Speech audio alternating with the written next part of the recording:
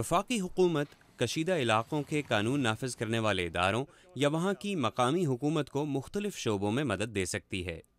एक अहम चीज़ ये है कि अगर वहाँ मुकामी पुलिस हो तो उनकी कारकर्दगी अच्छी हो और वो ईमानदार हो, ये नहायत ज़रूरी है, मगर ऐसा अक्सर नहीं होता। इनकी ट्रेनिंग पर काम किया जाना चाहिए, इन्हें ज़रूरी सामान दिया जाना चाहिए, मगर इससे भी ज़्यादा ज़रूरी ये है कि इनके अंदर लीडरशिप की सलाहियत को बेहतर बनाया जाए। जब आप मुज़ाहमतकारों को इलाके से निकाल दें तो उनकी जगह हुकूमत आनी चाहिए। हुकूमत पुलिस की शक्ल में, सर्विसेज की शक्ल में, तालीम, सेहत और बहबूद की शक्ल में नज़र आती है। अगर आप ये सब नहीं लेकर आते और जल्द तब्दीली नहीं लाते तो लोग वापस बागियों के कंट्रोल में चले जाएंगे, क्योंकि आपने वहाँ बागियों के जाने के लिए एक सियासी खला छोड़ दिया है। यही वो गलती है जो अमेरिका ने की थी और अफ़गानिस्तान की हुकूमत ने की थी जब सोवियत यूनियन के ख़िलाफ़ जंग जीती गई थी। इंसर्जेंसी के ख़िलाफ़ हिकमत अमली की कामयाबी का दारो मदार इस पर होता है कि एक के बाद एक मतलूबा ज़रूरत या सहूलत फ़ौरन दस्तयाब हो, जैसे फ़ौज के बाद मजबूत पुलिस और उसके बाद तबाहशुदा इलाक़ों की तामीर नौ और दीगर ज़रूरी सहूलियात। आपके सवाल का मुख्तसर जवाब यह है कि मेरा ख्याल है कि आपको ये बहुत से काम बैक वक्त एक दूसरे के साथ मिलाकर करने होते हैं। इब्तिदा में फ़ौज का इस्तेमाल शायद सबसे वाज़ेह होगा, मगर इसके बाद के इक़दामात में भी देर नहीं होनी चाहिए। पुलिस और हुकूमत और वजारतों के नुमाइंदे फ़ौरन वहाँ पहुँचकर काम शुरू करें।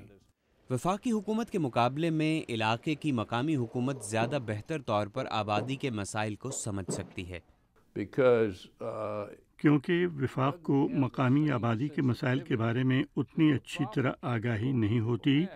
एक इलाके के मसाइल दूसरे इलाके से मुख्तलिफ हो सकते हैं। मेरे ख्याल में ज़्यादातर मौक़ों पर काम को तक़सीम किया जाना चाहिए, मगर मरकज़ी हुकूमत उसकी निगरानी करे और उसके लिए मदद दे। इंतहा पसंदी के खात्मे के लिए सियासी इत्तफ़ाक़ राय नहायत अहम है। जंगज़दा इलाक़ों के अवाम का एतमाद मुल्क में सियासी जमातों के दरमियान हम आहंगी से जुड़ा होता है।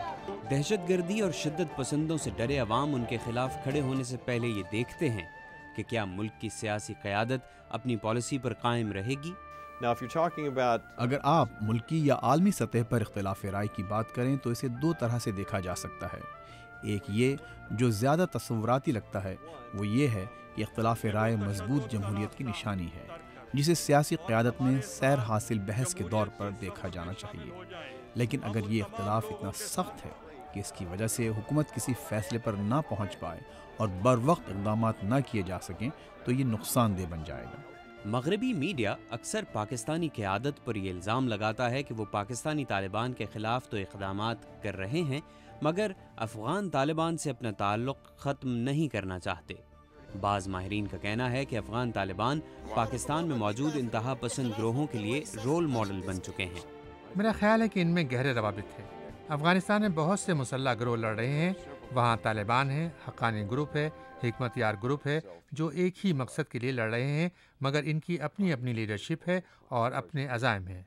पाकिस्तान में जो इंतहा पसंद लड़ रहे हैं उनका निशाना साफ तौर से इस्लामाबाद की हुकूमत है, ना कि अफ़गानिस्तान, लेकिन इनके दरमियान करीबी राब्ते मौजूद हैं।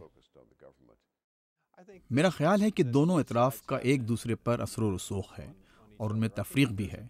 मैं ये नहीं कहूँगा कि उनमें कोई नज़रियाती ताल्लुक़ है या उनका कोई सेंट्रल कमांड और कंट्रोल है, मगर मैं ये कहूँगा कि एक तरफ की कामयाबी और नाकामी ने इस तरीक़ेकार को ज़रूर मुतासिर किया है कि इंतहा पसंद बॉर्डर की दोनों तरफ किस तरह दहशतगर्द कार्रवाइयाँ करते हैं।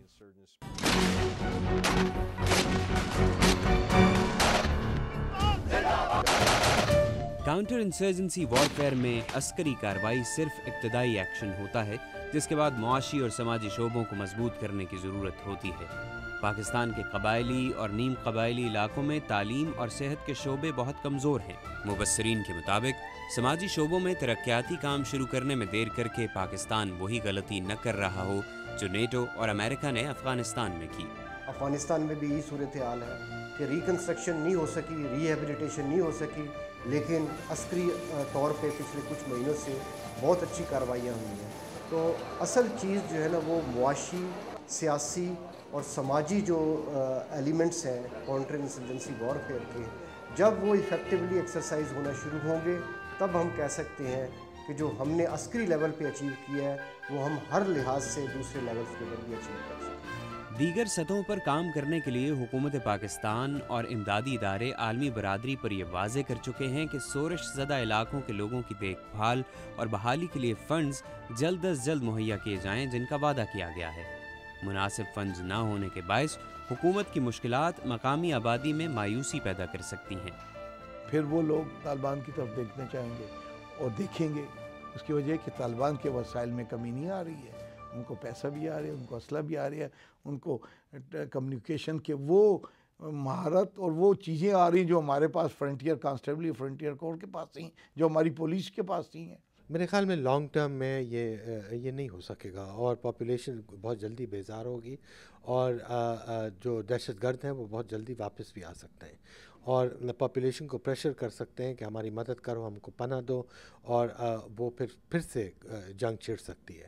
دہشت گردوں کو پھر سے مقامی آبادی تک پہنچنے اور ان کی ہمدردی حاصل کرنے سے روکنے کے لیے مقامی آبادی کی شکایات کو دور کرنا اور انہیں تحفظ فراہم کرنا ضروری ہے، جس کی ذمہ داری مقامی حکومت پر ہے۔